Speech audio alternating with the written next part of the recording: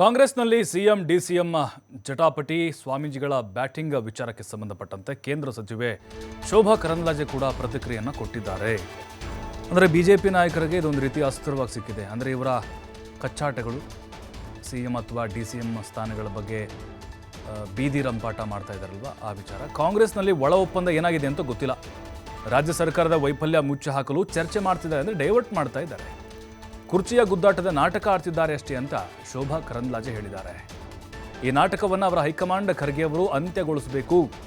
CM DCM ಜಟಾಪಟಿಯಲ್ಲೇ ಸರ್ಕಾರ ಬಿದ್ದು ಹೋಗುತ್ತೆ ಅಂತ ಶೋಭಾ ಕರಂದ್ಲಾಜೆ ಹೇಳಿದ್ದಾರೆ.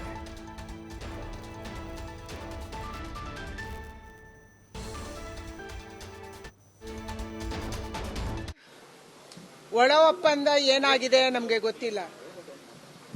ಕರ್ನಾಟಕ ರಾಜ್ಯದಲ್ಲಿ ಸರ್ಕಾರ ರಚನೆ ಮಾಡುವಂತ ಸಂದರ್ಭದಲ್ಲಿ ಆವಾಗ ಚರ್ಚೆ ಆಗ್ತಾ ಇತ್ತು, ಡಿ.ಕೆ. ಶಿವಕುಮಾರ್ ಅವರು ಮುಖ್ಯಮಂತ್ರಿ ಆಗ್ತಾರೆ ಅಂತ. ಡಿ.ಕೆ. ಶಿವಕುಮಾರ್ ಅವರು ಶ್ರಮ ಪಟ್ಟಿದ್ದಾರೆ, ಓಡಾಡಿದ್ದಾರೆ, ಹಣ ಖರ್ಚು ಮಾಡಿದ್ದಾರೆ, ಅದಕ್ಕೆ ಅವರು ಆಗ್ತಾರೆ ಅಂತ ಹೇಳಿ. ಆದರೆ ಕೇಂದ್ರದ ಹೈಕಮಾಂಡ್ ಮೊದಲ ಅವಧಿಯಲ್ಲಿ ಸಿದ್ದರಾಮಯ್ಯನವರನ್ನು ಮಾಡೋಣ, ಆಮೇಲೆ ಡಿ.ಕೆ. ಶಿವಕುಮಾರನ್ನು ಮಾಡೋಣ ಅನ್ನುವಂಥ ಮಾತುಗಳು ಅವತ್ತು ಕೇಳಿ ಬಂದವು. ಇದು ಕಾಂಗ್ರೆಸ್ಸಿನ ಆಂತರಿಕ ಜಗಳ.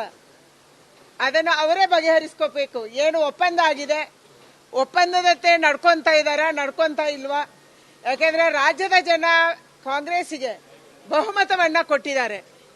ಬಹುಮತ ಕೊಟ್ಟಂತ ಸರ್ಕಾರ ಜನರ ಪರವಾದಂತ ಕೆಲಸ ಮಾಡಬೇಕು.